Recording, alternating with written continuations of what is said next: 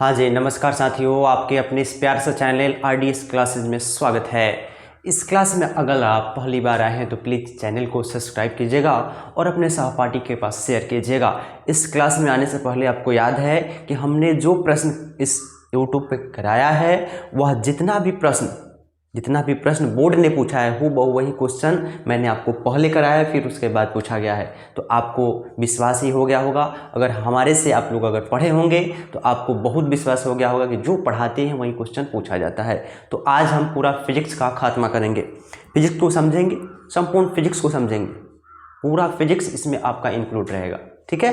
तो धैर्य बना के रखिएगा, हो सकता है कुछ लंबा हो जाए तो 2x पर कर देखिएगा, ठीक है। तो हम शुरुआत करेंगे फिजिक्स में चैप्टर 1 से, ठीक है, जिसमें हम प्रकाश पढ़ेंगे और यह हमारा पार्ट 1 होगा। जो विज्ञान है 3 पार्ट में आएगा, तो सबसे पहला पार्ट जो है आपका फिजिक्स का है, भौतिकी का है, ठीक है। जो हम बताएंगे उसको आप ध्यान में रखिएगा, ठीक है। तो आप लोग थोड़ा सा जोश बनाए रखिएगा।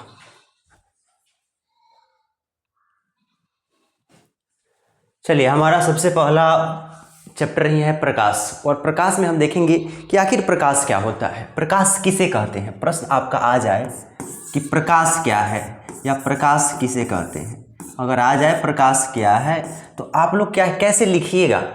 आपका लॉन्ग भी इससे क्लियर होगा, आपका शॉर्ट ऑब्जेक्टिव भी क्लियर, सब्जेक्टिव भी क्लियर। ये क्लास यह करके देखिए, पूरा कीजिए, आपका देखिएगा इससे प्रश्न बहुत मिलेंगे। तो प्रकाश देखिएगा, प्रकाश वह कारक होता है जिसकी सहायता से, प्रकाश वह कारक होता है जिसकी मदद से हम आँख वाले प्राणी किसी वस्तु को देख पाते हैं। अगर आपका आँख नहीं रहेगा तो किसी वस्तु को आप तो पता है नहीं देख पाएंगे। तो आपको प्रकाश वह भौतिक कारक है जिसकी सहायता से आँख वाला व्यक्ति किसी वस्तु को देख पाता है, ठीक है। अर्थात प्रकाश जो है, मान लीजिए सूर्य है, सूर्य से प्रकाश निकलता है, तो प्रकाश वह भौतिक कारक है जिसकी सहायता से आँख वाला व्यक्ति किसी वस्तु को क्या कर पाते हैं, देख पाते हैं, कोमा प्रकाश कहलाता है। कोई दिक्कत है तो बताइए। प्रकाश वह भौतिक कारक है जिसकी सहायता से आँख वाले जीव किसी वस्तु को देख पाते हैं, प्रकाश कहलाता है, ठीक है। प्रकाश का कुछ गुण है, अब गुण आपको याद होगा। गुण होता है कि यह सीधी रेखा में गमन करती है, ऑब्जेक्टिव में पूछ सकता है। तो प्रकाश सीधी रेखा में गमन करती है। प्रकाश किस रेखा में गमन करती है? सीधी रेखा में गमन करती है। दूसरा गुण है कि प्रकाश के गमन के लिए कोई माध्यम की आवश्यकता नहीं पड़ती है। गमन के लिए कोई माध्यम की आवश्यकता नहीं पड़ती है। तीसरा गुण क्या है? तीसरा गुण बताइए आप लोग। यह विद्युत चुंबकीय तरंग है, ऑब्जेक्टिव में पूछेगा। विद्युत चुंबकीय तरंग है, विद्युत चुंबकीय क्या है? तरंग है। और प्रकाश की जो चाल होती हैं आपको पता है, निर्वात में 3 × 10⁸ मीटर प्रति सेकेंड। प्रश्न देखिएगा, यहाँ से आपको फंसाने की कोशिश करेगा। प्रकाश की जो चाल होती है कितनी होती हैं? 3 × 10⁸। आपको दिखने में कोई दिक्कत तो नहीं हो रहा है?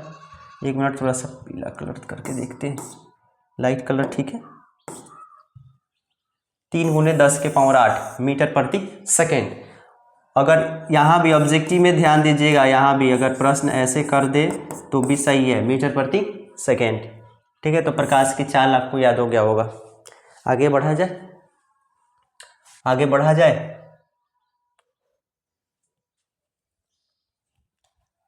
एक मिनट,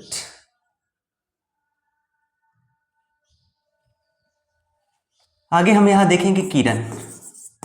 आखिर किरण क्या होता है? किरण किसे कहते हैं? किरण क्या है? तो प्रकाश को गमन करने के लिए जो रास्ता होता है, जैसे आप लोग गमन करते हैं, आपके लिए भी मार्ग है, वैसे ही प्रकाश के लिए प्रकाश के लिए क्या होता है? रास्ता होता है, मार्ग होता है, उसी मार्ग को किरण कहते हैं। प्रकाश के गमन का पथ ही क्या कहलाता है? किरण कहलाता है।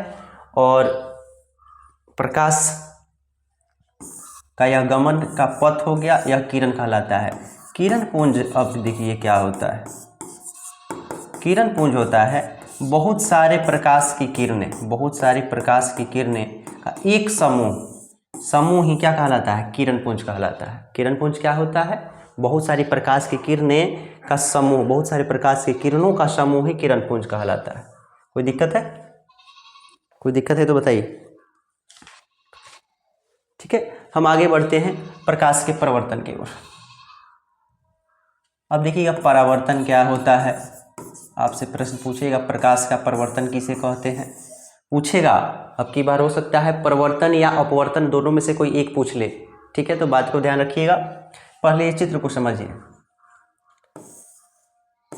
यह मान लीजिए कोई दर्पण है और यह हमारा कोई प्रकाश स्रोत है। मान लीजिए सूर्य है। क्या है? सूर्य है। कोई सूर्य है, सूर्य से प्रकाश की किरणें आती हैं और इस सतह पर टकरा कर क्या हो जाती है? लौट जाती है। सूर्य से प्रकाश की किरणें आती हैं, किसी परावर्तक सतह पर टकरा कर लौट जाती हैं। ठीक है, तो उसको हम प्रकाश का परावर्तन कहते हैं। अर्थात जब भी हम बचपन में छोटे थे तो स्कूल में जाते थे, खिचड़ी खाते थे और वहीं खिचड़ी खाते समय छिपा या थाली को धोते थे और किसी बच्चे को चिढ़ाने के लिए ऐसे करते थे। अर्थात सूर्य की किरण आ रही थी तो हमने उसको आँख पर ऐसे चकमा देते हैं, तो वहीं प्रकाश होता है कि प्रकाश की किरण किसी स्रोत से आती हैं और परावर्तक सतह से टकराकर पुनः लौट जाती है। वह क्रिया क्या होती है? प्रकाश का परावर्तन। कोई दिक्कत? परावर्तन समझने में कोई दिक्कत है तो बताइए। प्रवर्तन समझने में कोई भी अगर दिक्कत है तो आप लोग बता सकते हैं। ठीक है, अब देखिएगा यह हमारा प्रकाश का स्रोत है, सूर्य ही हो गया। प्रकाश स्रोत से प्रकाश की किरणें आती हैं फिर टकरा कर लौटती हैं। ठीक है, और यह हमारा कोई दर्पण है, समतल दर्पण। अब देखिए प्रकाश स्रोत से आने वाली किरण को आपतित किरण, प्रश्न पूछेगा आपतित किरण क्या है, तो आने वाली किरण को आपतित किरण, टकरा कर लौटने वाली किरण को अर्थात जाने वाली किरण को परावर्तित किरण, आने वाली को आपतित किरण, जाने वाले को परावर्तित किरण। ठीक है, और जिस बिंदु पर काटती है आपतित किरण और परावर्तित किरण, जिस बिंदु पर काटती है उसको आपतन बिंदु कहते हैं, आपतन बिंदु कहते हैं। और यही आपतन बिंदु पर एक लंब खींच दिया जाता है जिसे अभिलंब कहा जाता है। क्या कहा जाता है? अभिलंब कहा जाता है। कलर में कोई दिक्कत तो नहीं है? कलर में कोई दिक्कत तो नहीं है? एक मिनट देखने दीजिए, कलर में कोई दिक्कत तो नहीं है? चलिए कलर ठीक है, कलर ठीक है। तो मेरे ख्याल से आपतित किरण समझ में आ गया होगा। आने वाली किरण को आपतित किरण, आने वाली किरण को आपतित किरण कहते हैं। आने वाली किरण को आपतित किरण, टकराकर लौटने वाली किरण को परावर्तित किरण, और यह दोनों बिंदु जिस पर काटती है उसे आपतन बिंदु, और आपतन बिंदु पर खींचा गया लंब अभिलंब कहलाता है। ठीक है, आपतन कोण और परावर्तन कोण हमेशा बराबर होता है। आपतन कोण, परावर्तन कोण हमेशा बराबर होता है। तो देखिए प्रश्न आपसे पूछा जाएगा आपतित किरण क्या है, आपतित किरण क्या है, परावर्तित किरण क्या है, आपतन बिंदु क्या है। आपतन बिंदु के बाद क्या पूछा जा सकता है? अभिलंब क्या है। उसके बाद नियम बताइए, प्रकाश के परावर्तन क्या है, नियम लिखिए। तो प्रकाश के परावर्तन के कितने नियम? दो। प्रकाश के परावर्तन के कितने नियम? दो। प्रकाश के परावर्तन के कितने नियम? दो। एक में होता है I बराबर R, I बराबर R होता है, I बराबर R, अर्थात आपतन कोण और परावर्तन कोण हमेशा बराबर होता है। और देखिए आपतित किरण, आपतित किरण, परावर्तित किरण और आपतन बिंदु पर खींचा गया लंब एक ही तल में होता है, एक ही तल में होता है। इसको प्रथम नियम और यह हमारा दूसरा नियम। तो प्रकाश के परावर्तन के कितने नियम? दो। प्रकाश के परिवर्तन के कितने नियम? 2। प्रकाश के परिवर्तन के 2 नियम, जिसमें पहले का लिखने को अगर आ जाए, अगर ऑब्जेक्टिव में आता है तो आएगा कि परावर्तन कोण और आपतन कोण और परावर्तन कोण बराबर दे देगा, टिक मार देना है। लेकिन लिखने के बाद जाए लॉन्ग में तो क्या कीजिएगा, लिखिएगा, आप ऐसे लिख सकते हैं, कोई दिक्कत नहीं है। आपतन कोण परावर्तन कोण हमेशा बराबर होता है। पढ़ने में अगर दिक्कत आ रहा है तो फिर दिक्कत है, थोड़ा सा पतला करने दीजिए। और यह वैसे ही ये दूसरा लिखना है, दूसरा नंबर, आपतित किरण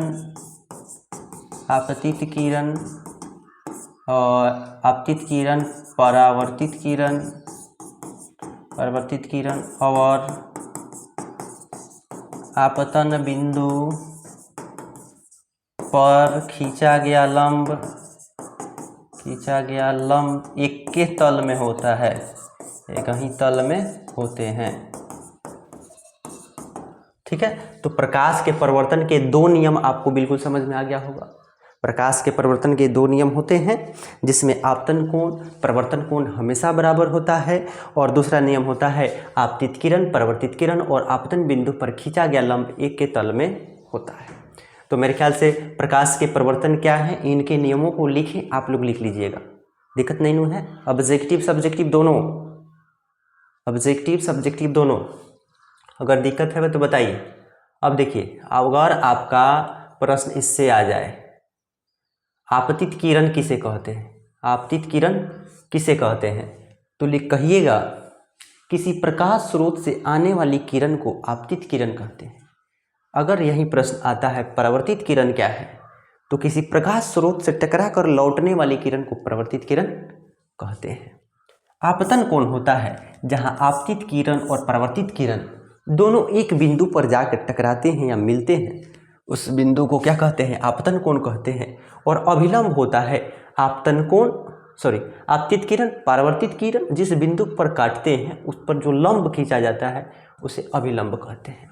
तो मेरे ख्याल से आपको प्रकाश क्या है आ गया, प्रकाश के परिवर्तन क्या है आ गया, आपतित किरण आ गया, परावर्तित किरण आ गया, आपतन कोण क्या है आ गया, अभिलंब क्या है आ गया, और प्रकाश के परिवर्तन के नियमों को लिखे आ गया।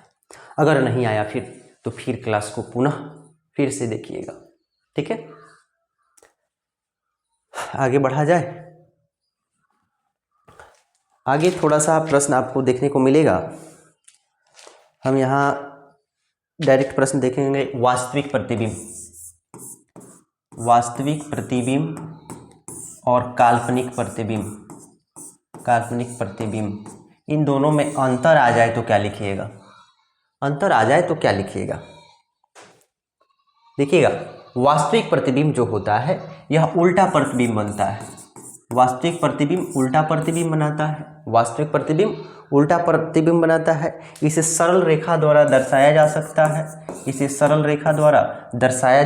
है, इसे पर्दे पर प्राप्त कर सकते हैं, और यह वास्तविक कटान से बनता है। किससे बनता है? वास्तविक कटान से बनता है। तो आपको वास्तविक प्रतिबिंब समझने में कोई अगर दिक्कत है तो बताइए। वास्तविक प्रतिबिंब उल्टा प्रतिबिंब बनाता है, सरल इसका प्रतिबिंब बनता है, इसे पर्दे पर उतार सकते हैं, और इसका कटान जो होता है वास्तविक होता है। तो मेरे ख्याल से वास्तविक प्रतिबिंब समझने में कोई दिक्कत नहीं आया होगा। अब जस्ट इसका उल्टा होता है, यह उल्टा होता है तो इसका प्रतिबिंब सीधा होता है, यह सरल रेखा द्वारा दर्शाया जाता है तो यह टूटी हुई रेखा द्वारा। इसे पर्दे पर प्राप्त कर सकते हैं, इसे पर्दे पर प्राप्त नहीं कर सकते हैं। यह वास्तविक कटान से बनता है तो यह टूटी हुई कटान से बनेगा, काल्पनिक कटान से बनेगा। हो गया। अंतर अगर आता है तो आप लोग थोड़ा सा बना के लिख सकते हैं। अब देखिए, इतना शॉर्ट लिखिएगा तो फिर समझने में दिक्कत है, आप ही कहिएगा, क्योंकि सर अगर हम ऐसा लिख के आए तो हो सकता है नंबर पूरा नहीं मिलेगा। आप लिखिएगा कि वास्तविक प्रतिबिंब का उल्टा बनता है, काल्पनिक प्रतिबिंब सीधा बनता है, वास्तविक प्रतिबिंब सरल रेखा द्वारा दर्शाया जाता है, जबकि यह टूटी रेखा द्वारा। वास्तविक प्रतिबिंब को हम पर्दे पर प्राप्त कर सकते हैं, इसको पर्दे पर प्राप्त नहीं कर सकते हैं। ऐसे मिला के लिखिए, ऐसे मिला के लिखिए, काहे नहीं मिलेगा। अब बताइए वास्तविक और काल्पनिक में अंतर लिखने आएगा कि नहीं आएगा, थोड़ा सा हमें बता दीजिए और कमेंट करके बताइएगा कि प्रकाश के परिवर्तन के कितने नियम होते हैं। आपको हमने बता दिया है, आपको कमेंट करके बताना है, आपको बताना है। आगे बढ़ा जाए, आगे बताना है हमें आपको दर्पण। दर्पण, दर्पण का यह डायग्राम समझिए पहले। यह हमारा समतल दर्पण होता है और गोलीय दर्पण, ठीक है। गोलीय दर्पण भी दो प्रकार का होता है, एक आपका अवतल होता है और दूसरा आपका उत्तल होता है, ठीक है।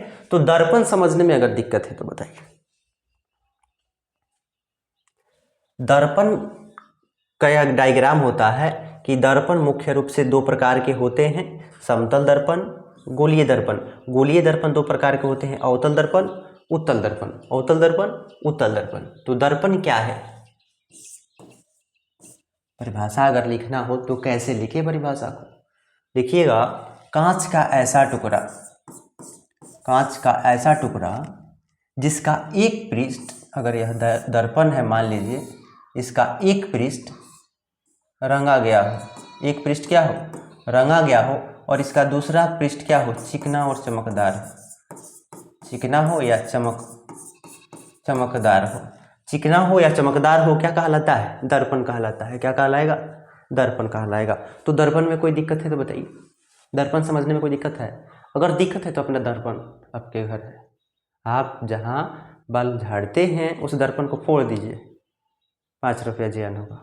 फोड़ना भी नहीं है, अगर आपके पास छोटा सा ऐनक है तो ऐनक को खोल के देखिए, ढक्कन वाला ऐनक को खोल के देखिएगा, पीछे से रंगा गया होगा, कलई किया गया होगा, और आगे का भाग काफ़ी चमकीला होगा जिसमें आपका फेस दिखाई देता है, वह दर्पण है। तो दर्पण का परिभाषा लिख लीजिएगा ना, लिखिएगा कांच का ऐसा टुकड़ा, कांच का ऐसा टुकड़ा जिसका एक भाग, हम नहीं कह रहे हैं, आप लिख रहे हैं, केवल आपने दर्पण को देख लिया है, कहिएगा जिसका पीछे के भाग रंगा गया हो और आगे के भाग चिकना और चमकदार, दर्पण कहलाता है। नहीं आया आपको, आपको नहीं आया परिभाषा, बोलिए, आगे आप कर सकते हैं।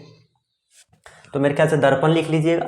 अब देखिएगा समतल दर्पण, समतल, सम मतलब बराबर, तल्ली, जिसका तल्ली क्या हो, बराबर हो, और ये आपका समतल दर्पण है। इस परावर्तक पृष्ठ है, परावर्तक क्या है, पृष्ठ है, कलई किया गया है। तो समतल दर्पण होता है जिसका परावर्तक सतह, परावर्तक पृष्ठ क्या हो, बराबर या समतल हो, समतल दर्पण होता है। जस्ट इसका उल्टा गोलीय दर्पण। अब गोलीय दर्पण क्या होता है, तो जिसका परावर्तक पृष्ठ किसी गोले का भाग हो, किसी गोले का क्या हो, भाग हो, जिसका परावर्तक पृष्ठ क्या हो, किसी गोले का क्या हो, भाग हो। नहीं समझे?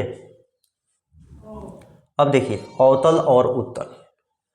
अवतल दर्पण किसे कहते हैं, अवतल जिसका परावर्तक पृष्ठ धंसा हुआ हो और जिसका परावर्तक पृष्ठ क्या हो, एक मिनट, चित्र थोड़ा सा उल्टा हो गया। अब इसका परावर्तक पृष्ठ है, आपका परावर्तक पृष्ठ है, परावर्तक पृष्ठ है आपका इधर का परावर्तक पृष्ठ। तो देखिए परावर्तक पृष्ठ क्या है, धंसा हुआ है, तो जिसका परावर्तक पृष्ठ धंसा हुआ होगा वह कौन सा दर्पण होगा, उत्तल दर्पण। और जिसका परावर्तक पृष्ठ उभरा हुआ होगा वह कौन सा दर्पण होगा, उत्तल होगा। आपको नहीं आया, चम्मच लीजिए, आपके घर में चम्मच होगा, निकालिए चम्मच, निकाल लीजिए, पेटिए में ना है, निकाल के देखिए चम्मच। चम्मच ऐसा रहता है, तो ई वाला भाग होता है जो धंसा होता है उसको हम कहेंगे अवतल, और जो उभरा हुआ भाग होता है उसको बोलेंगे उत्तल। याद नहीं हुआ? कान ले लीजिए, अपना कान, नीचे गड्ढा है, नीचे क्या है, गड्ढा है, तो गड्ढा वाले भाग को अवतल कहते हैं, और इधर से देखिए साइड से उभरा हुआ है तो इसको हम उत्तल कहते हैं। नहीं याद हुआ? सेम ऐसे लिख के आना है, जरूरी नहीं है कि जो किताब में कहेगा साफ वहीं रटेंगे और वहीं जाके लिखेंगे, दूसरा लिख देंगे तो गलती हो जाएगा। नहीं, आप लोग सोच के लिखिएगा, कंसेप्ट समझ में आ गया, आप लोग सोच के लिखिएगा, कभी गलती नहीं होगा, विज्ञान यही कहता है। ठीक है, अगर नहीं आया तो एक बार कमेंट करके बता सकते हैं कि हमें समझने में दिक्कत आई है। हमसे नहीं लिखाएगा, अगर लॉन्ग प्रश्न आ जाएगा तो हमसे जहर खा लिए, नहीं लिख पाएंगे तो थोड़ा कमेंट करके बताइए। फिजिक्स आपको नहीं आए ऐसा हो नहीं सकता।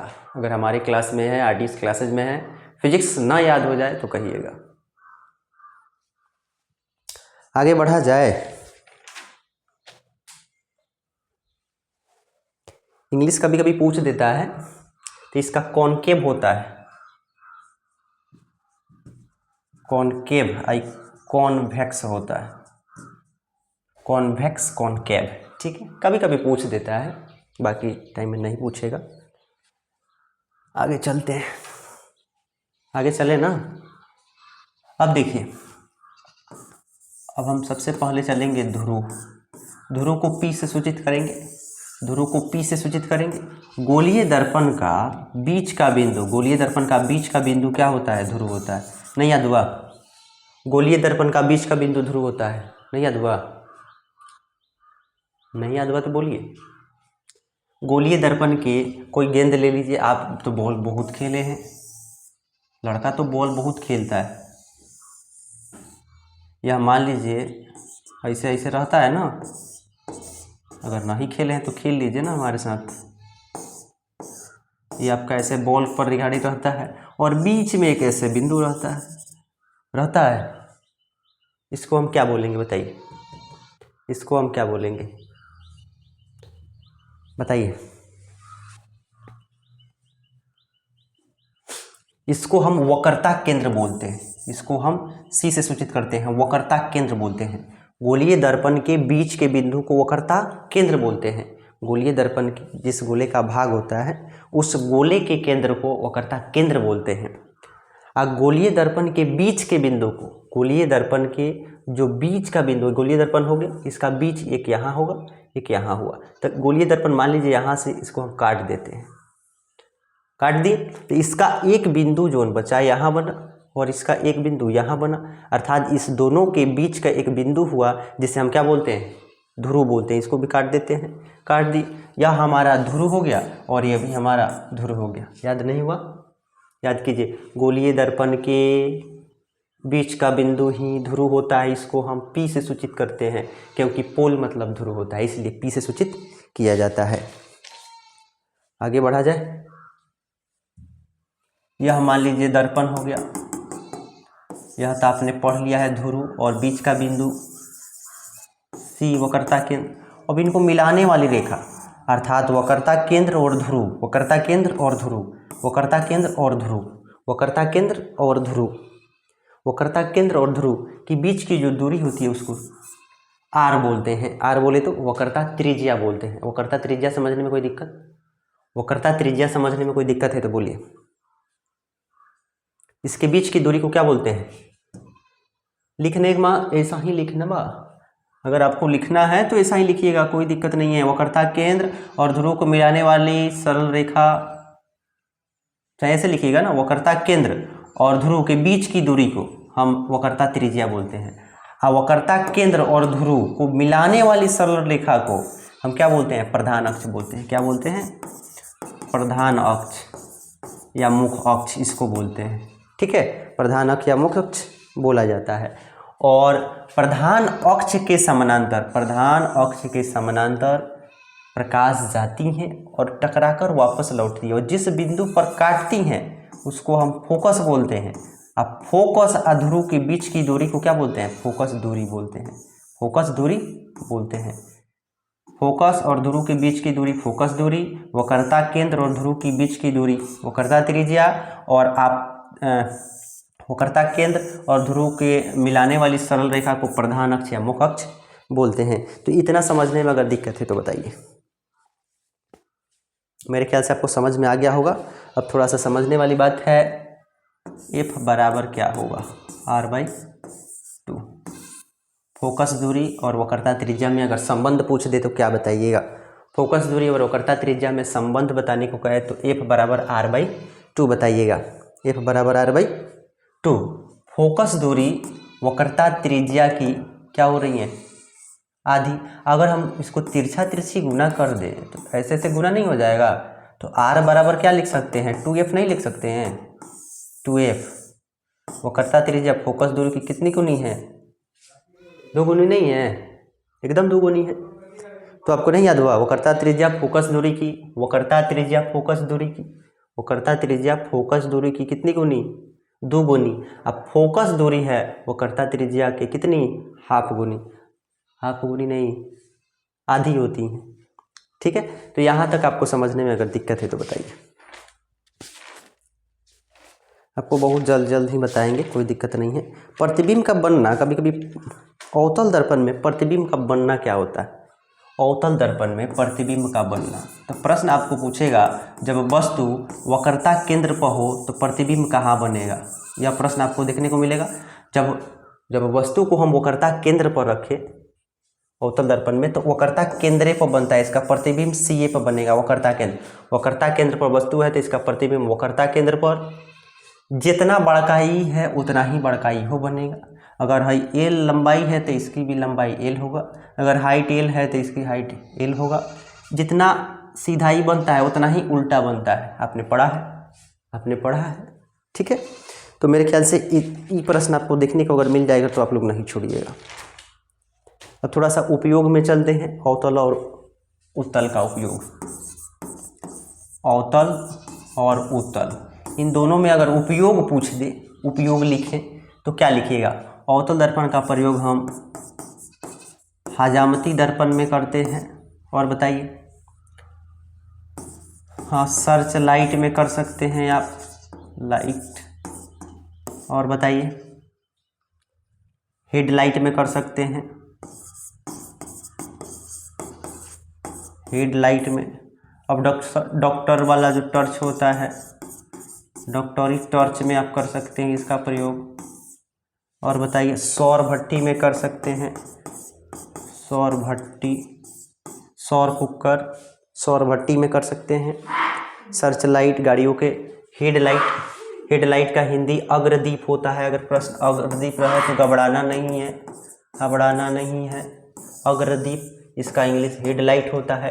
तो हजामती दर्पण का प्रयोग के लिए जो दर्पण का प्रयोग होता है अवतल होता है। सर्च लाइट में भी इसका, हेडलाइट में भी अवतल, डॉक्टरी सहायता वाला टर्च में भी इसको हम बोलते हैं कान, आँख, नाक। ठीक है, सौर भट्टी अवतल दर्पण। इतना याद करने में कोई दिक्कत है तो बताइए। अब इसका प्रयोग रोड लाइट में, रोड पर जो लाइट लगता है उस रोड लाइट में करते हैं। साइड मिरर में करते हैं, गाड़ी के जितने भी साइड मिरर के रूप में प्रयोग होता है, साइड मिरर में प्रयोग किया जाता है। आप अगर मोटरसाइकिल चलाए हैं तो साइड में आपका जो दर्पण लगा होता है साइड मिरर का होता है। अब देखिए, साइड मिरर में प्रयोग क्यों होता है? साइड मिरर को हम पश्य भाग भी बोलते हैं, पश्य मिरर, पश्य दर्पण।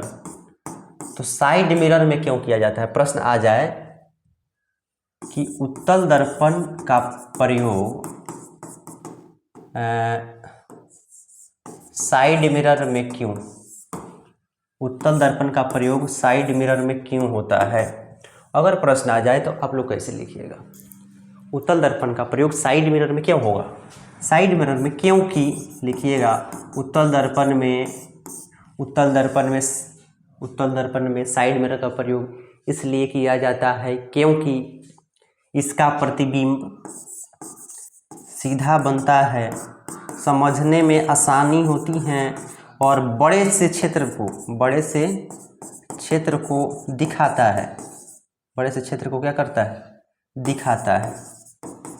आप जब भी बाइक को चलाते हैं, जब भी बाइक या कार को चलाते हैं तो साइड मिरर जो आईना निकला रहता है उसमें पीछे के भाग को हम लोग देखते हैं। बहुत सारी गाड़ियों को दूर दूर तक देखते हैं और उसका प्रतिबिंब सीधा दिखाई देता है, जिससे हमारी आंखें समझ जाती हैं।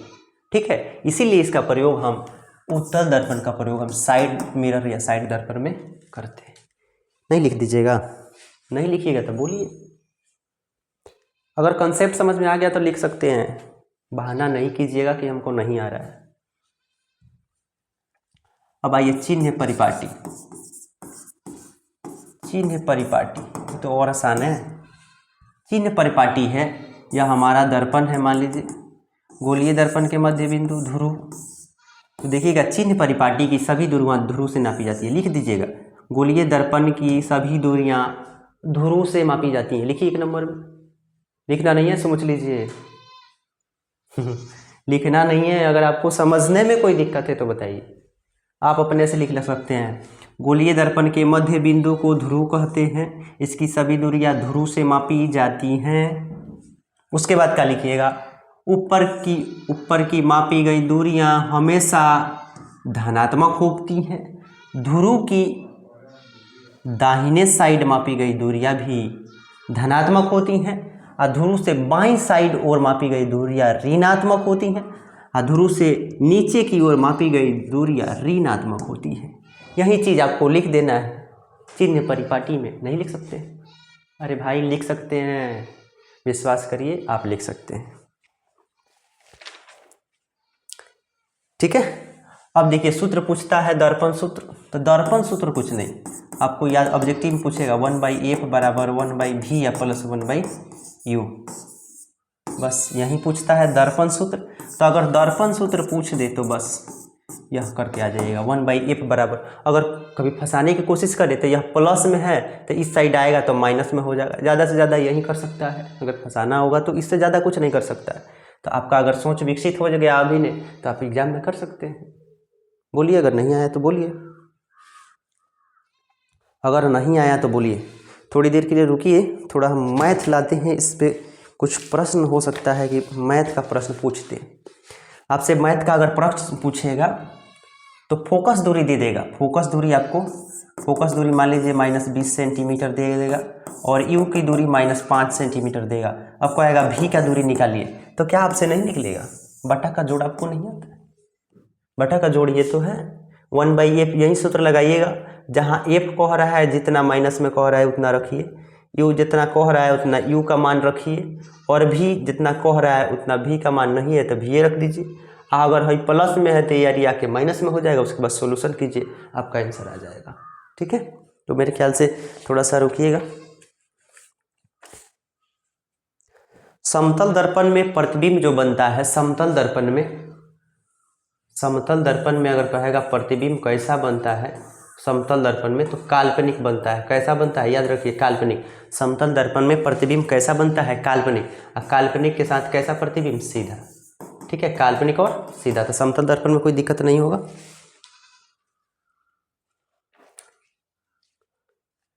आपतन कोण परावर्तन कोण हमेशा क्या होता है?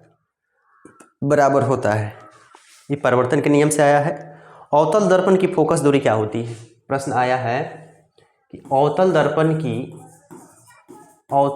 की फोकस दूरी क्या होती है? तो ऋणात्मक। क्या होगी? ऋणात्मक। अवतल दर्पण की फोकस दूरी क्या होती है? ऋणात्मक होती है। तो जस्ट इसका उल्टा होगा। उत्तल का क्या होगा? उत्तल की फोकस दूरी हमेशा धनात्मक। तो यह बात दोनों याद रखिएगा, अवतल ऋणात्मक, उत्तल धनात्मक। ठीक है। सौर कुका का प्रयोग आप जानते हैं। उत्तल दर्पण में प्रतिबिंब क्या बनेगा? आभासी बनेगा और सीधा बनेगा। आभासी बनेगा तो प्रतिबिंब सीधा बनेगा उत्तल दर्पण में। ठीक है, तो उत्तल दर्पण में प्रतिबिंब कैसा बनेगा? आभासी और सीधा बनेगा। अगर अवतल दर्पण में वस्तु अनंत पर हो तो प्रतिबिंब कहाँ बनेगी? अगर अवतल दर्पण में वस्तु अनंत पर हो तो फोकस पर बनती है। ठीक है, वक्रता त्रिज्या बराबर होती हैं। आपको पहले ही कहा है, वक्रता त्रिज्या को r कहते हैं। किसके बराबर होती है? r बराबर 2f। जैसे आपको बताए हैं f बराबर r/2 होता है, तो तिरछा तिरछी अगर गुना करेंगे तो r बराबर क्या हो जाएगा? 2f। तो प्रश्न आपको अगर ऐसे मिलेगा तो ये भी सही है, अगर ऐसे मिल गया f बराबर r/2 तो ये भी सही है, दोनों सही है। ठीक है, और देखिए, हाँ दर्पण सूत्र पूछेगा तो वही 1/f बराबर 1/v आपको लिखा है, वही कर दीजिएगा। प्रकाश का वेग सबसे ज़्यादा कहाँ होता है? निर्वात में, हवा में। तो सबसे पहले देखिएगा, हवा से पहले आप निर्वात, ऑप्शन में अगर वायु रहे तो निर्वात मारना है।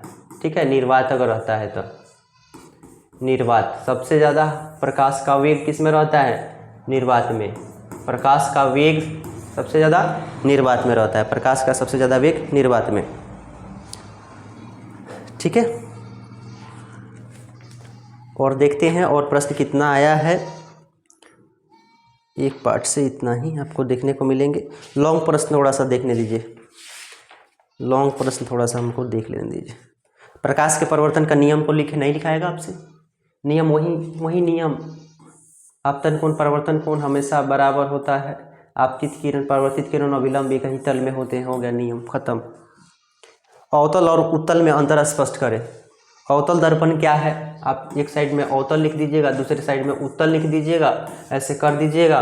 1 नंबर में इसका परिभाषा, इसका परिभाषा, 2 नंबर में इसका उपयोग, तीसरा इसका प्रतिबिंब कैसा बनता है, इसका कैसा बनता है, हो गया। इसका आपको उपयोग तो 2, 3, 4 जानते हैं, अगर लिख दे हो गया। 2 नंबर वाला प्रश्न है, वास्तविक और काल्पनिक में क्या अंतर है। अगर आपसे वास्तविक प्रतिबिंब और काल्पनिक प्रतिबिंब पूछा जाए तो क्या आप नहीं लिख सकते हैं, अभी बताए हैं। ठीक है, मेरे ख्याल से यह प्रश्न जितना हम बताए हैं, आप पूरा एक पार्ट से अगर प्रश्न आता है तो आप लोग गर्दा उड़ा दीजिएगा। क्या आप गर्दा उड़ा सकते हैं एक पार्ट में? कमेंट करके बताइए,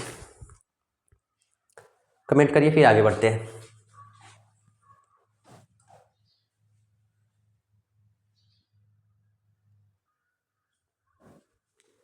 चलिए बताइए, एक पार्ट को इंडिक कर दिया जाता है, आगे बढ़ा जाता है। आगे अब अपवर्तन लिया जाता है।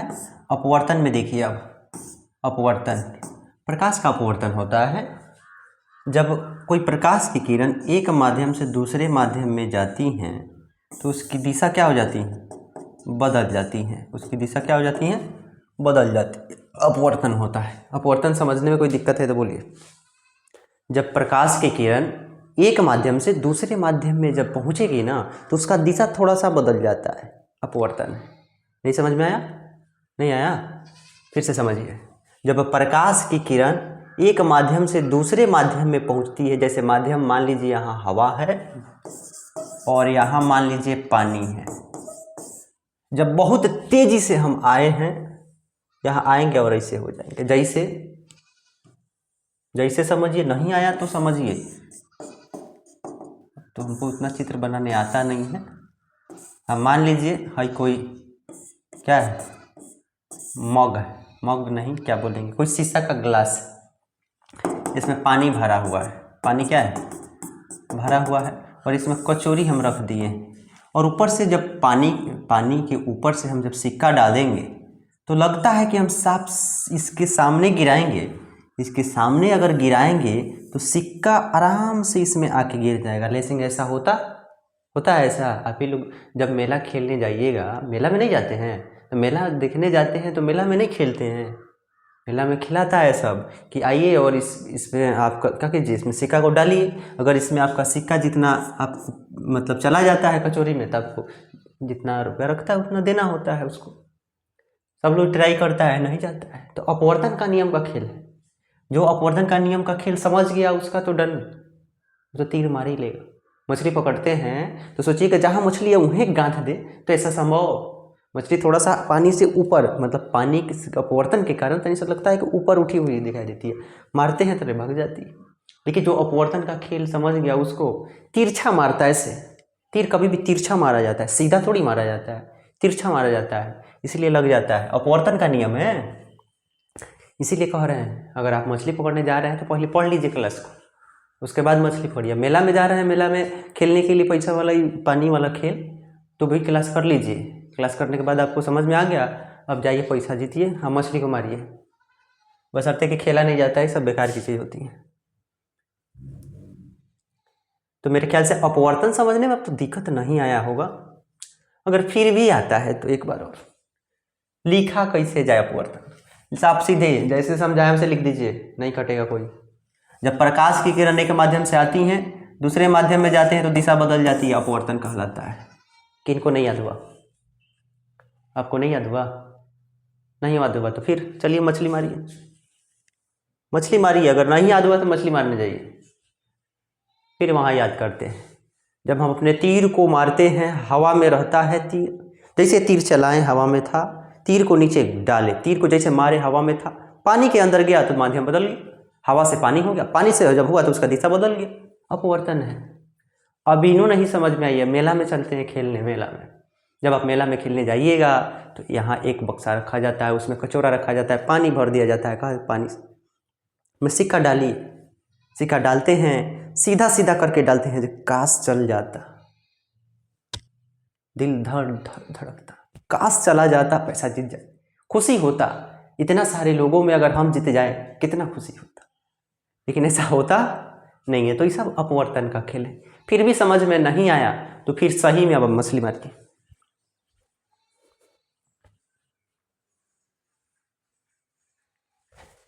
ठीक है, आगे बढ़े। अब उदाहरण पूछेगा, पानी में हम जब किसी सिक्का को, पानी में अगर किसी छड़ी को डालते हैं तो थोड़ा सा तिरछाई दिखाई देता है, टूटा हुआ। अभी गिलास ले लीजिए, पानी भर दीजिए, उसमें किसी पेंसिल को डालिए, लगेगा तिरछा ऐसे मुड़ा हुआ है, अपवर्तन है। मछली है नदी में, तनी सा लगेगी ऊपरे दिखाई दे रही है, मछली ऊपर दिखाई देती है, किसके कारण? अपवर्तन के कारण। किसके कारण? अपवर्तन के कारण। तो कोई दिक्कत है? हम पहले ही कहे हैं, शिक्षक सब कोई है, सब कोई ठीक पढ़ाता है। शिक्षक उसे हम बोलते हैं जिसको पढ़ाने की कला पता हो, बच्चों को समझाने की कला पता हो, वही शिक्षक होता है। न कि आपके पास बहुत सारा डिग्री है, आप अथाह जानकार हैं, शिक्षक नहीं बन सकते हैं। आप बच्चों को, छोटे ही हैं, बच्चों को समझा लेते हैं, आप ही टीचर हैं, आप ही टीचर हैं। ठीक है, आगे बढ़े। अब नियम पूछता है, अगर जिसको प्रकाश एक आ गया, उसका प्रकाश का परिवर्तन आया, जिसको अपवर्तन आया, सेम है, दोनों का कोई कंसेप्ट अलग नहीं है, बहुत ज़्यादा नहीं। नियम पूछेगा, नियम लिखे, तो ये नियम थोड़ा सा आप लोग लिख लीजिए, मेरे ख्याल से कहीं आ जाए, सेम रहेगा। आपतित किरण, आपतित किरण कोमा अपवर्तित किरण, आपतित किरण कोमा अपवर्तित किरण। देखिए, आपतित किरण कोमा अपवर्तित किरण और आपतन बिंदु पर, और आपतन बिंदु पर खींचा गया लंब, चाहे अभिलंब लिखिए, अभिलंब एक ही तल में होता है, सेम टू सेम है। आपने प्रकाश के परिवर्तन में पढ़ा है ना, तल में होता है। यहाँ आपतित किरण परावर्तित किरण था, यहाँ केवल अपवर्तित किरण, बाकी सब सेम है। नहीं याद हुआ? नहीं याद हुआ तो बोलिए। ये आपका प्रथम नियम है। इसके भी दो नियम होते हैं, अपवर्तन के दो नियम। दूसरा नियम, आपतित किरण की जाया, आपतित किरण की जाया और अपवर्तित किरण, अपवर्तित, एक मिनट रुक जाइएगा, आपतन कोण की जाया, आपतन कोण, सॉरी थोड़ा सा मिस्टेक है,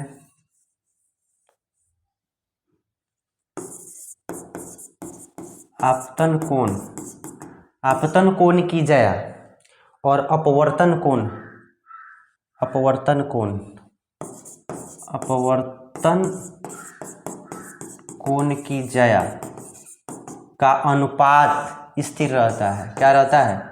स्थिर रहता है। ठीक है, लिखिए, आपतन कोण की जाया और अपवर्तन कोण की जाया का अनुपात स्थिर रहता है, लिख लीजिए थोड़ा सा। आप लोग बताइएगा, अगर हमारी आँख, अगर दो आँख है, मान लीजिए हमारा ये दोनों आँख है, दोनों आँख 180 डिग्री देखती है, एक आँख कितना डिग्री देख सकती है? एक आँख कितना डिग्री देखती है? थोड़ा सा आप लोग कमेंट करके बताइएगा। अगर एक आँख आप बंद कर लेते हैं तो कितना डिग्री तक आप लोग देख सकते हैं? कमेंट करके बताइए। प्रतीक्षा कर रहे हैं, तब तक पानी पी ले।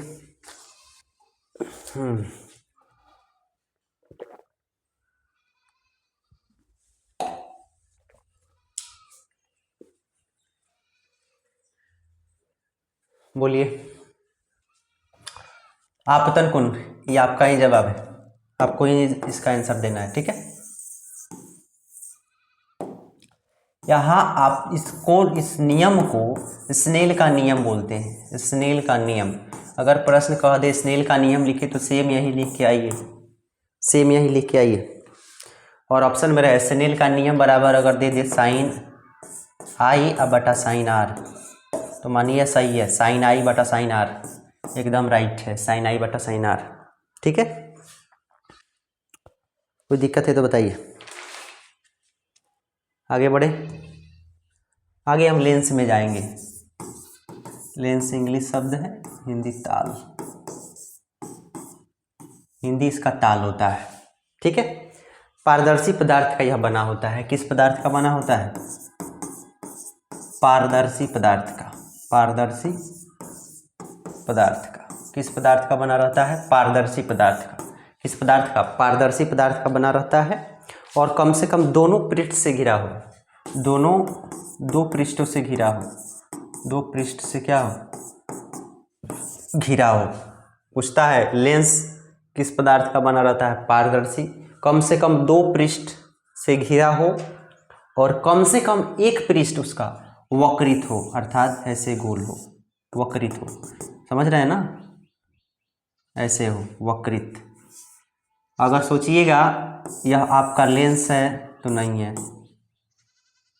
कम से कम एक ऐसा अगर रहता है तो लेंस है, वक्रित है ना। अगर ऐसा रहता है तब भी वक्रित है। ठीक है, कोई दिक्कत है तो बताइए। अगर ऐसा रहता है तब भी वह लेंस है। तो आपको लेंस समझने में अगर दिक्कत आई है तो बताइए। लेंस समझने में दिक्कत आई है तो बताइए। मेरे ख्याल से लेंस याद हो गया होगा। पारदर्शी पदार्थ का बना ऐसा टुकड़ा जिसका दो पृष्ठों से घिरा हो और कम से कम एक पृष्ठ वक्रित हो, ताल या लेंस कहलाता है। ताल या लेंस कहलाता है। चलिए आगे बढ़ते हैं। गोलीय लेंस। जो गोलीय लेंस होता है, गोलीय लेंस मुख्य रूप से दो प्रकार के, यहाँ भी सेम चलता है, अवतल लेंस और यहाँ उत्तल लेंस। अवतल लेंस और उत्तल लेंस, अवतल लेंस और उत्तल लेंस, अवतल लेंस और उत्तल लेंस, अवतल उत्तल। तो सेम याद, इसमें याद नहीं करना जाता है। उत्तल में क्या होता है? आप अपना आँख देख लीजिए, अपना आँख उठा के देखिए। आपका आँख ऐसा नहीं है?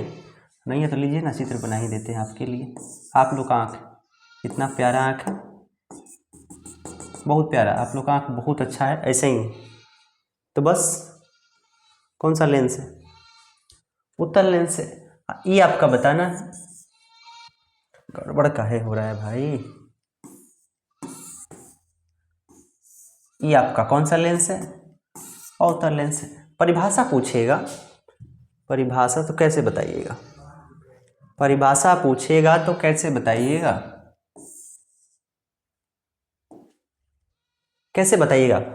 अवतल लेंस के बीच का भाग बड़ी पतला दिखाई दे रहा है, लेकिन अरिया का भाग, किनारे का भाग बड़ा चौड़ा दिखाई दे रहा है। अवतल लेंस है। नहीं याद हुआ? अरे नहीं याद हुआ तो एक बार फिर से देख लीजिए।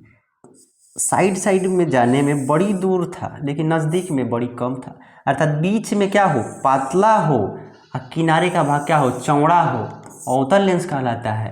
और बीच का भाग चौड़ा हो और किनारे का भाग पातला हो। किनारे देखिए कितना नज़दीक है और देखिए कितना दूर है। डेंगी देखे हैं ना? डेंगी नहीं देखे हैं? नाव नहीं देखे हैं तो नाव तो फिर बनाने में हमको दिक्कत होगा।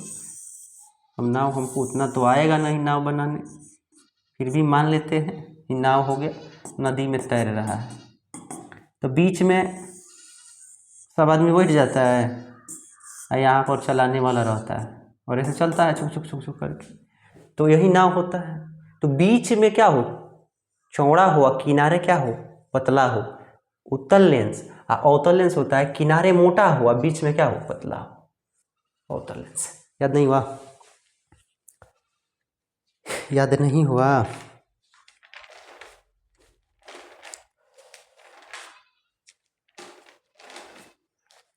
इसका भी चिन्ह परिपाटी सेम आएगा। अब यहाँ थोड़ा सा हम दर्पण सॉरी लेंस सूत्र देखेंगे। लेंस सूत्र सेम सूत्र होता है, 1/f बराबर 1/v माइनस 1/u। सेम सूत्र होता है, बस यहाँ माइनस प्लस का खेल है। अगर प्लस दे दिए तो दर्पण हो गया और माइनस दे दिए तो लेंस हो गया। लेंस बस यही होता है, बस दूसरा कुछ अंतर नहीं है। अगर प्लस दे दिए तो दर्पण, माइनस दे दिए तो लेंस, बात खत्म, बात खत्म, दूसरा कुछ नहीं। थोड़ा सा लेंस की क्षमता समझिएगा। लेंस की जो क्षमता होती है, लेंस क्षमता वह 1/f होती है। लेंस की क्षमता कितनी होती है? 1/f होती है। लेंस की क्षमता कितनी होती है? 1/f होती है। अब देखिए लेंस की क्षमता को P बोलते हैं, P बराबर 1/f बोलते हैं, अर्थात यह क्षमता बराबर 1 फोकस दूरी, 1 बटा फोकस दूरी होती है, 1 बटा फोकस दूरी होती है। उत्तल लेंस में जानते हैं फोकस दूरी धनात्मक होता है। उत्तल लेंस में वहाँ उल्टा था, उत्तल लेंस में फोकस दूरी क्या होगी? धनात्मक होगी। उत्तल लेंस में फोकस दूरी धनात्मक, याद रखिए उत्तल लेंस में फोकस दूरी धनात्मक होती है, तो इनकी क्षमता भी क्या होगी? धनात्मक होगी। इसलिए इसका मात्रक होता है डायऑप्टर। लेंस की क्षमता का मात्रक डायऑप्टर, गलती नहीं लिखिएगा। लेंस की क्षमता का मात्रक बोलिए डायऑप्टर, बोलिए एक बार आप मुंह में भुनभुना लीजिए। लेंस की क्षमता का मात्रक डायऑप्टर। इसको मीटर में लिखते हैं, इसको मीटर में व्यक्त किया जाता है, इसको मीटर में, लेंस की क्षमता को मीटर में, और यह धनात्मक होता है। इसकी क्षमता को हम इसकी मात्रक को हम डायऑप्टर कहते हैं। बोलिए, नहीं याद हुआ? आपको नहीं याद हुआ? एक पार्ट, 2 पार्ट समझने में कोई दिक्कत है तो बताइए। वही चीज़ लिया जा रहा है जो आपको एग्ज़ाम में हो वो देखने को मिले। थोड़ा सा क्वेश्चन देखा जाएगा, क्वेश्चन देखते हैं कि क्या क्या आ सकता है। आपको प्रकाश के परिवर्तन आ सकता है लिखने को। अवतल उत्तल में अवतर आ जाएगा अंतर, वास्तविक काल्पनिक में अंतर आ जाएगा। प्रकाश के अपवर्तन क्या है आपको बताए हैं, अपवर्तन बहुत अच्छा से बताए हैं। अगर फिर भी नहीं लिखने आएगा ना, बड़ी दिक्कत है। फिर नहीं आ रहा एक बार और, जब प्रकाश की किरण एक माध्यम से दूसरे माध्यम में जाती हैं तो उसकी दिशाएं बदल जाती हैं। उस दिशा बदलने की घटना को हम प्रकाश का अपवर्तन कहते हैं। अगर आपको समझने में कोई दिक्कत है तो बताइए। आपके प्रकाश के अपवर्तन में दैनिक जीवन में दिखाई देने वाले 2 प्रभाव बताइए। आपको प्रकाश के अपवर्तन के 2 उदाहरण लिखना है, नहीं लिखाएगा? वहीं सिक्का का ऊपर उठाई दिखना, मछली का ऊपर उठाई। अगर पानी के अंदर किसी छड़ी को डालते हैं तो थोड़ा सा मुड़ा दिखाई देता है, ठीक है? तो मेरे ख्याल से इतना आप लोग बना सकते हैं, और प्रश्न तो नहीं आएगा। चलिए अब थोड़ा सा ऑब्जेक्टिव प्रश्न को ध्यान में रखते हैं, देखते हैं। लेंस की क्षमता बोलिए, लेंस की क्षमता का मात्रक अभी बताएं। लेंस की क्षमता का मात्रक डायऑप्टर, आपका P/Q है, याद रखिएगा। प्रकाश के परिवर्तन के कितने नियम? 2। हजामती या दाढ़ी बनाने के लिए अवतल दर्पण का प्रयोग किया जाता है, ठीक है?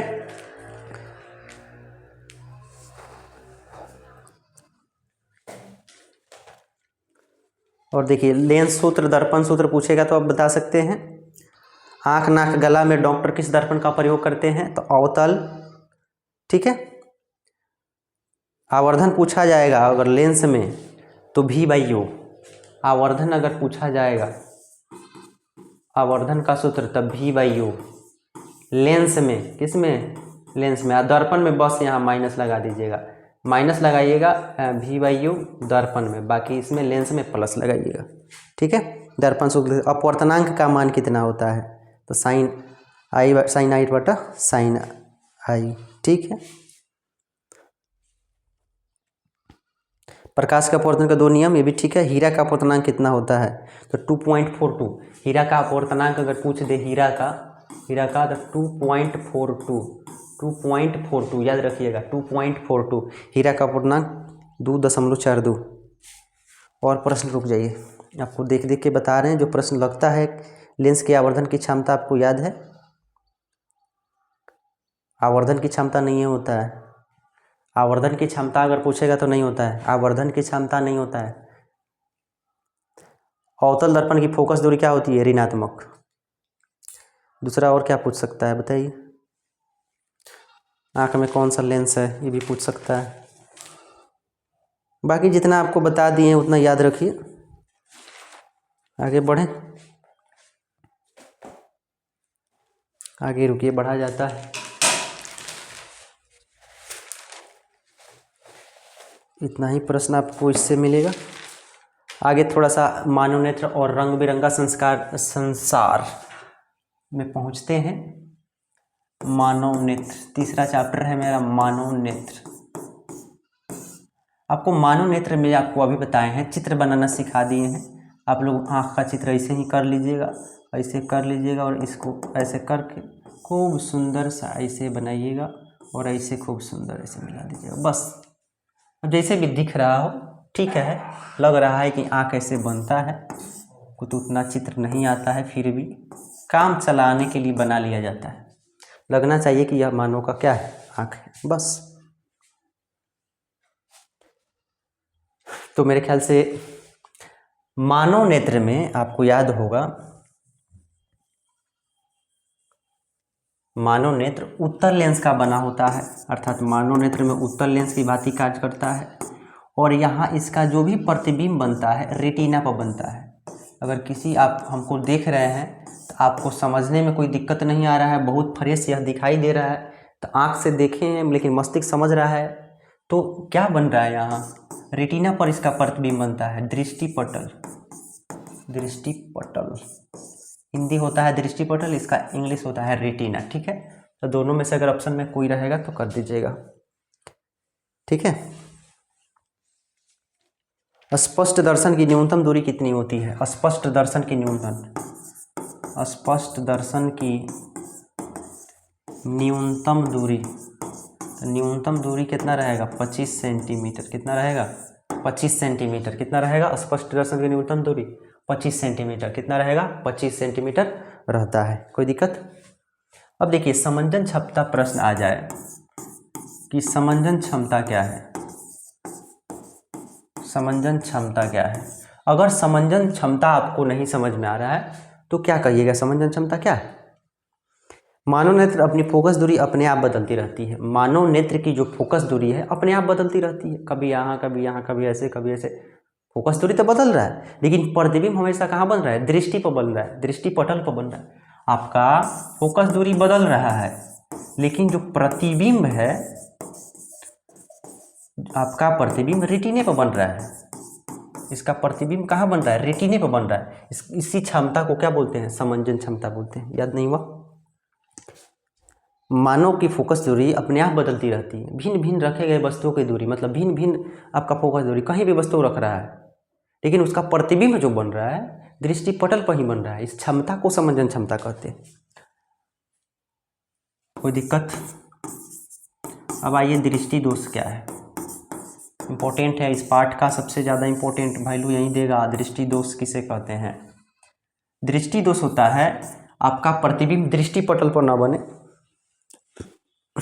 आपका जो मानव नेत्र का जो प्रतिबिंब है, प्रतिबिंब दृष्टिपटल पर न बने, दृष्टिपटल पर न बने अर्थात रेटिना पर न बने, उसके पहले ही बन जाए या बाद में बन जाए, इसको क्या बोलते हैं? दृष्टि दोष बोलते हैं। आपका प्रतिबिंब पहले ही बन जाए ना तो बाद में बन जाए, इस दोष को क्या बोलते हैं? दृष्टि दोष बोलते हैं। तो दृष्टि दोष जो होता है 3 प्रकार का मुख्य रूप से होगा। जो आपका दृष्टि दोष होता है 3 प्रकार के होते हैं। कितने प्रकार के? 3 में सबसे पहले का आप जानिए, निकट दृष्टि दोष। निकट दृष्टि दोष। अब देखिए निकट दृष्टि दोष क्या है। निकट दृष्टि दोष है आपको निकट की वस्तु स्पष्ट दिखाई देगी, निकट की वस्तु आपको स्पष्ट दिखाई देगी लेकिन दूर रखी गई वस्तु स्पष्ट दिखाई नहीं देगी। इसको हम बोलते हैं निकट दृष्टि दोष कहते हैं। निकट में निकट की वस्तु दिखाई देगी अर्थात नज़दीक कोई चीज़ रखल है आपको दिखाई देगा, और दूर रखल है आपको दूर रहा दिखाई देगा, स्पष्ट नहीं दिखाई देगा। इस दोष को हम निकट दृष्टि दोष कहते हैं। अगर लॉन्ग में लिखने के आए तो आप लोग नहीं लिखिएगा।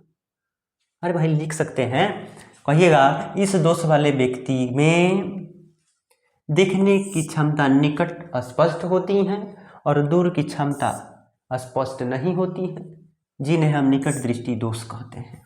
ठीक है, अब कारण क्या है, अभी दोष क्यों हो जाता है, कारण लिखिए। अगर कारण आ जाए तो क्या लिखिएगा? कारण आ जाएगा तो नेत्र गोलक की लंबाई बढ़ जाता है, नेत्र गोलक की क्या हो जाता है? लंबाई बढ़ जाता है। अगर लंबाई बढ़ जाएगा तब भी आपका हो सकता है कि आपको निकट दृष्टि दोष हो जाए, या आवश्यकता से अधिक मोटा हो जाए, आपका जो लेंस है वह क्या हो जाए, मोटा हो जाए, जितना ज़रूरी है वो उससे ज़्यादा मोटा हो जाए। अब आपको मान लीजिए ये लिखना है, इतना पर लिख रहे हैं तो ठीक हो रहा है, अब इसी को हम ऐसे इतना मोटा क के अब लिखे तो देखिए कितना मोटा हो रहा है। तो मोटा हो जाएगा तब भी आपका ये दोष आपको देखने को मिलेंगे। ठीक है,